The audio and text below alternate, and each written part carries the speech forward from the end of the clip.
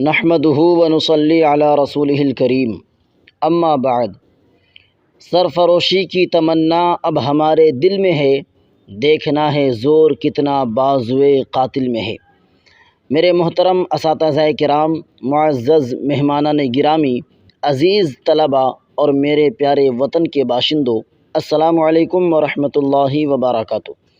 آج ہم سب ایک ایسی تاریخی دن کی یاد تازہ کرنے کے لیے جمع ہوئے ہیں جس نے ہندوستان کی قسمت بدل دی۔ یہ دن صرف ایک تاریخ نہیں بلکہ لاکھوں قربانیوں، بے شمار آنسوؤں اور عظیم جد و جہد کی یادگار ہے۔ یہی وہ دن ہے جب ہمارا پیارا وطن ہندوستان غلامی کی زنجیروں سے آزاد ہوا اور آزادی کی نئی صبح طلوع ہوئی۔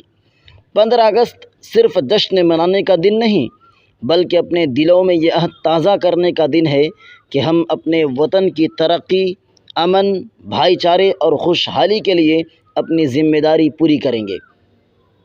میرے عزیز دوستو، آزادی کی قدر وہی جان سکتا ہے جس نے غلامی دیکھی ہو۔ جب انسان کے فیصلے دوسروں کے ہاتھ میں ہوں، جب اس کی زبان پر پہرے ہوں، جب اس کی محنت کا پھل کوئی اور لے جائے، تب آزادی کی قیمت سمجھ میں آتی ہے۔ ہندوستان نے تقریباً 200 برس تک غلامی برداشت کی۔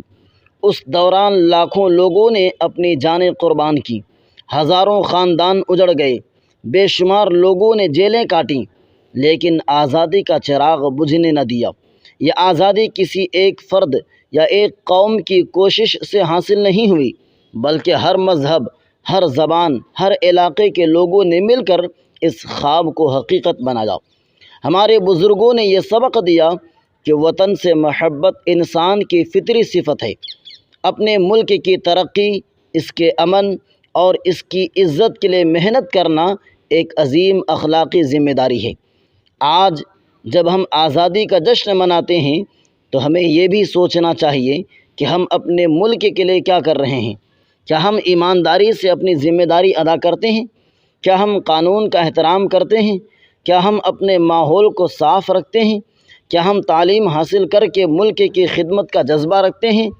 اگر ان سوالوں کا جواب ہاں ہے تو یقیناً ہم حقیقی معنوں میں آزادی کا حق ادا کر رہے ہیں۔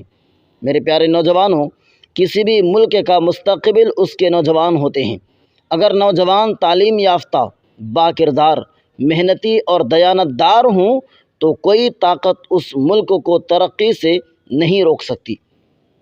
آج ضرورت اس بات کی ہے کہ ہم نفرت کے بجائے محبت، تقسیم کے بجائے اتحاد اور اختلاف کے بجائے بھائی چارے کو فروغ دیں۔ ہندوستان کی اصل طاقت اس کی گوناگوں تہذیب، مختلف زبانیں، مختلف مذاہب اور ایک دوسرے کے ساتھ رہنے کا جذبہ ہے۔ یہی ہماری پہچان ہے، یہی ہماری طاقت ہے اور یہی ہماری کامیابی کا راز ہے۔ آج ہم ان تمام مجاہدین آزادی کو خراج عقیدت پیش کرتے ہیں جنہوں نے اپنی جانیں اس وطن کے لیے قربان کر دی۔ ان کی قربانیاں کبھی فراموش نہیں کی جا سکتی۔